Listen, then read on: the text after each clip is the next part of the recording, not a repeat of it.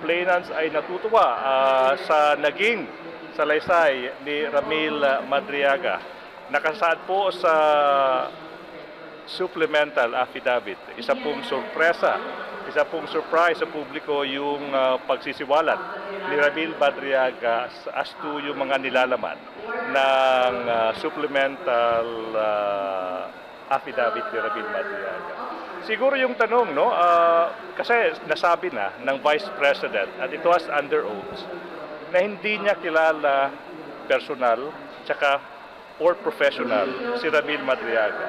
You know, as a lawyer, ako'y na-surprise eh. Sabi ko parang napaka-bold yung naging strategy ng kampo ng Vice President to deny yung personal tsaka professional relationship niya with Ramil Madriaga. So, I was a bit surprised. Sabi ko, ang tapang ng naging strategy ng depensa na i-deny under oath sa perjury complaint na hindi man lang niya kakilala, wala man lang professional or personal relationship yung dalawa.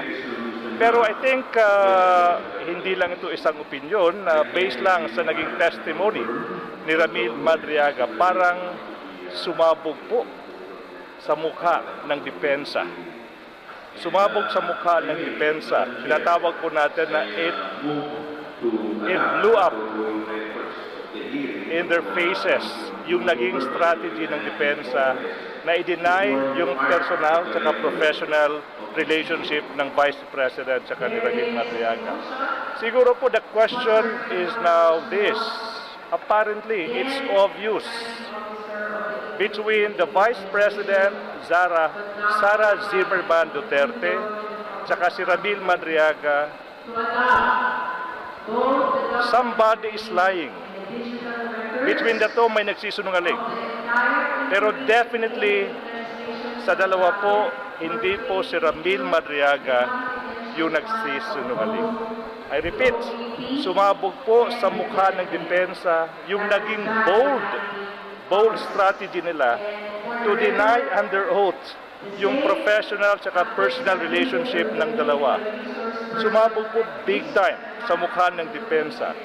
It will be very hard for the defense to recover from this event in the House of Representatives Committee on Justice. Uulitin ko po, napakaklaro, categorical, absolute po yung depensa ng Vice President. Nakasaad po sa perjury complaint niya. Hindi niya kilala personal tsaka or professional si Ramil Madriaga. Isang bagay po na I think lahat po ng nakikinig o yung mga nagsubaybay sa naging testimonya ni Ramil Madriaga, alam po natin hindi po nagsisinungaling yung tao. Ang hirap po magsinungaling ng ilang oras. Ang hirap po magsinungaling ng isang oras. So, between the Vice President at Ramil Madriaga, definitely, it is not Ramil Madriaga who is telling a lie. Sir? Anong masasabi niyo dun sa sinasabi ng public na medyo naging emotional na I don't see any inconsistency. Mas naging dramatic daw yung paglalakad daw. Alam mo, yung question, ba't naging dramatic si Ramil Madriaga? Napaka-simple po. You could just imagine na yung buhay mo, dinivote mo sa isang pamilya, sa mga Duterte. You supported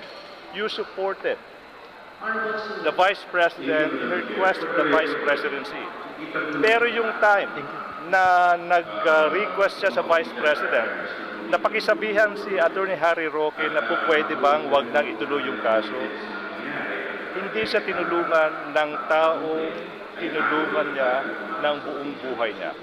Yun yung reason ba't naging emotional si Ramil Madriaga. As to the inconsistency, alam mo, I don't see any inconsistency sa naging testimony na. Nakita po natin ilang oras po subjected to clarificatory questions si Ramil Madriaga, pero never pong natinag yung consistency sa testimony ni Ramil Madriaga. Now, yung mga sinasabing mga minor inconsistencies, kung meron mang mga tinatawag na minor inconsistencies, sa korte po, allowed po yung mga tinatawag na mga minor inconsistencies kung hindi po madidibang yung mga major assertions ng isang complainant. In fact, sabi po ng Supreme Court, yung mga tinatawag na minor inconsistencies, ito po ay mga hallmarks na pagsasabi ng totoo. Now, I think yung takeaway in today's hearing is this. Sabi ng Vice President, yung office niya spent in 11 days, record 11 days, yung 125 million on December 20, 2020. That was in 2022, hindi pala. Yung 125 million was gone in 60 minutes. And here comes the individual who is responsible for disposing of those 125 million in 60 minutes. Hindi po 11 days. So kung kagulag-gulantang na, mga kababayan, yung 11 days, paano na? Yung 24 hours, 60 minutes, nawala po yung 125 million. Based po sa allegations, based po sa Sir, ni Rabin Mariaga. Opo. I have to ask this question kasi naglalabas po ang mga pro-Sara Duterte vloggers na mga katunayan na Madriaga is not connected to the OVP, Madriaga is not connected to DEP, hindi po siya employed. Yung mga parallel groups po nagsasabi po na ano lang po siya, he's one part of the group of the parallel groups against Vice President Sara Duterte. The parallel groups are also urging their own branch to prove na nandun sila mga Zoom meetings with Vice President Sara Duterte. What can you say po doon sa mga assertions na yun? Kasi it's also, they're also putting their words against Yes. Kaya nga. To the extent ba nasasabihin ng Vice President na hindi niya kilala personally or professionally si Rebil Madriaga. Hindi naman sinasabi na they are the closest of friends. That's not the assertion po ni Rebil Madriaga. Hindi po niya sinasabi na silang dalawa lang. The two of them against the world. Hindi naman. Pero yung konteksto po is this. Sinasabi po ng Vice President, hindi man lang niya kilala personal o professional. Pero I think that's so clear now. So yung point po na hindi naman lang may mga ibang supporters din, of course that's a fact. Pero between the two statements, sasabihin ng Vice President, I don't know him personally saka professionally. That's under oath. And here comes Ramil Madriaga saying na may personal na relasyon. Nag-uusap sila sa phone, personal. Siya yung nagbigay ng painting na makikita sa likod ng background ng Vice President. Yung mga bagay nito siguro nga, magtatanong tayo siguro sa dalawa may isang nagsisinungaling. Sir, isang painting po kasi, may nagdabas na po kanina na lang, isang supporter nagbigay po ng painting kay VP. Hindi po si Madriaga nagbigay ng painting na yan. Anyone could claim that, no? But it's a matter of proof. Sabi ni Madriaga, he could point out to the one who actually painted that one. Alam mo, ito, expected to, di ba? Expected. Pero I have to repeat, ano yung konteksto?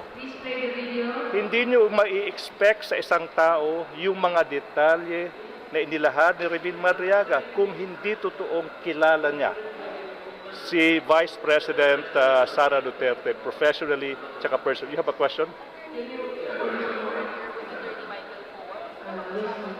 Okay, wala lang. So when I spoke to Michael Poa, he said, Sir, I am listening to your interviews. Ako din, sabi ko, yes, the same.